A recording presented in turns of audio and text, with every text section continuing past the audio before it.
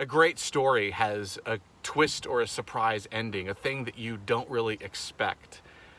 And it draws you in with this narrative. It draws you in with this idea that you know really what's going on, but then at the very end, it's something completely and totally unexpected. I think that's why I love the story of the Good Samaritan.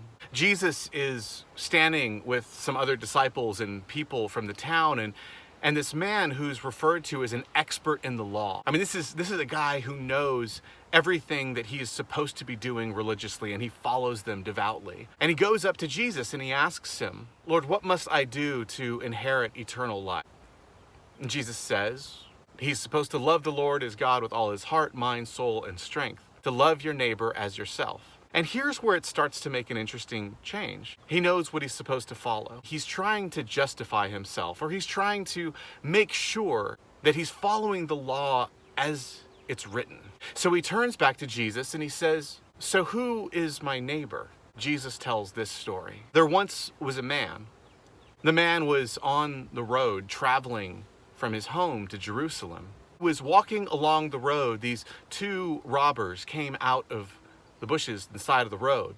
They beat him up and they took all of his possessions and they left him there on the side of the road to die. A little while later, a priest comes down the road and he sees the man lying. So he walks by on the other side and keeps on going. Well, then a temple worker comes down the road.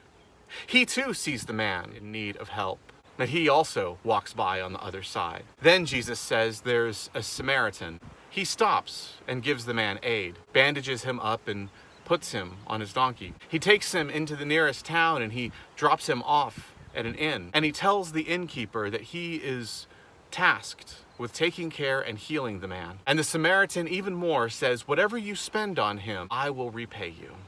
Jesus turns back. Which one of these, he says, was the true neighbor? The man who keeps the laws turned to Jesus and he said, "Well, the one who cared for him." Jesus says, "Go and do likewise."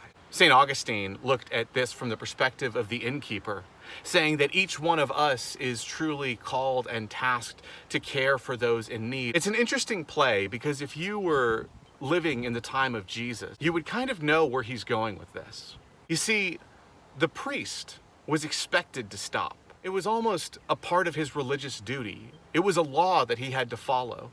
That as he goes down the side of the road and he sees somebody, that he must help him. It is part of the vows that he has taken. You were born to be a priest. And so this priest has been obligated to live his life in that way.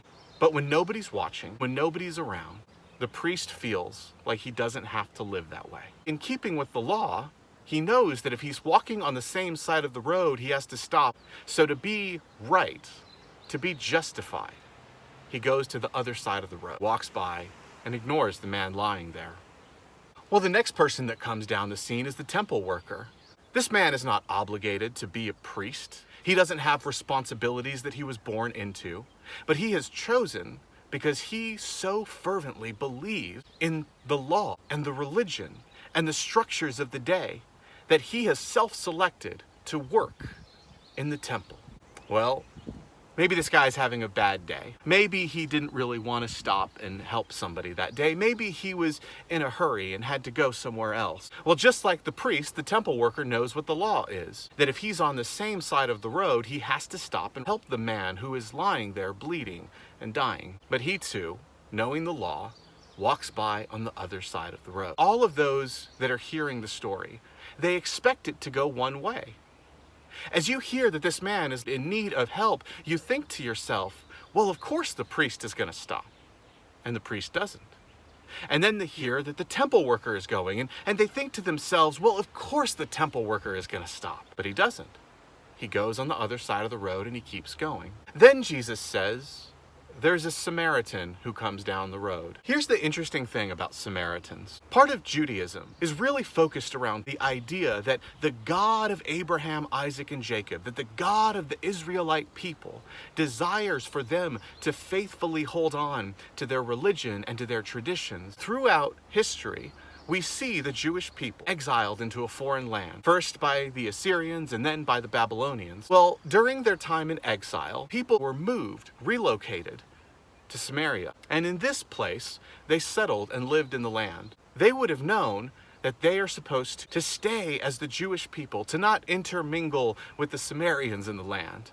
Well, after years and years and years have passed and they're still stuck in exile, and to sit and mingle and marry within Samaria. Descendants of these people were called Samaritans, descendants of Jewish and Samaritan. They were almost these children that were a constant reminder people did not stick to the law when they were supposed to. So when Jesus in his parable comes out and he says there was a Samaritan coming down the road, automatically the listener is triggered.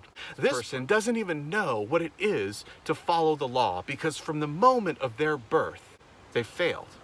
He turns and says that the Samaritan stops. He bandages the man and heals his wounds. He picks him up and puts him on his donkey and he carries him into the city.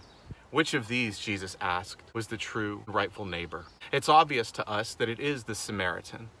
But how much more powerful of a statement is it that Jesus is making? That the people that you would expect, who are called to do the good and the right thing, are not the ones who end up doing it. It's a twist ending, and the thing that you thought was supposed to happen didn't. And in fact, the thing that you didn't think was going to happen suddenly did.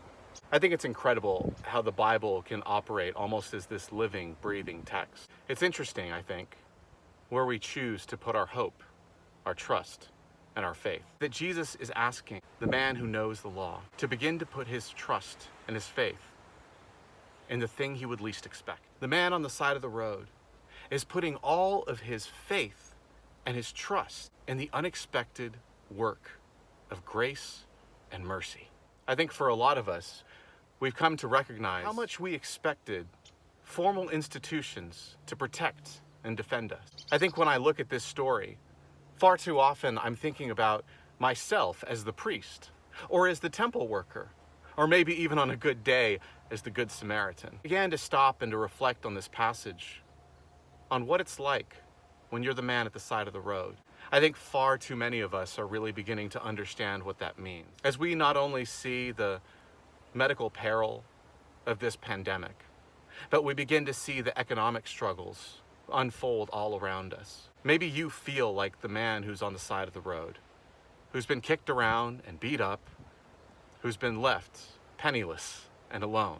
For some of us, maybe we've put our faith and our hope, our expectations in the government. That we know that when push comes to shove and things get really bad, that eventually they will step in and come and render aid. And politicians have promised that they would come and help, and then we see them walk by on the other side of the road. Maybe we then think to ourselves, it's our employer, corporations, or the capitalist system that we think will come and save us, and we sit there and watch big businesses walk by the other side of the road. I know far too many people that I've spoken with, when they've been on the side of the road, that they've looked expecting and hoping that maybe the church would come and stop and render aid. And far too often, church has left those in greatest need, men and women, black and white, rich or poor, gay or straight, alone and paralyzed.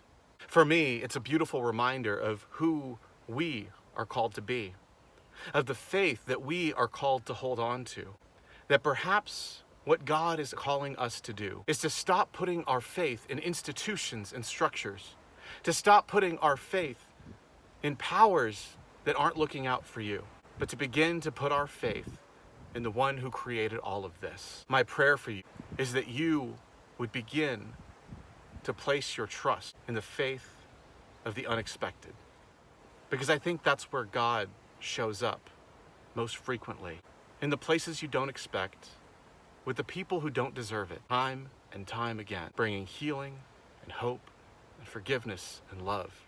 Because when we begin to trust as God trusts, when we begin to think and feel and move as God thinks and feels and moves, we are made into new beings with different hopes and different truths. And in so doing, we receive everlasting life. To that God, to the God who constantly comes and finds us in our deepest and most vulnerable places, to the God who shows up time and time again after we think it's over, and done and gone. God who calls us to hold fast to that faith that finds us and takes us home. To that God be all honor, glory, dominion, and power, now and forevermore. Amen.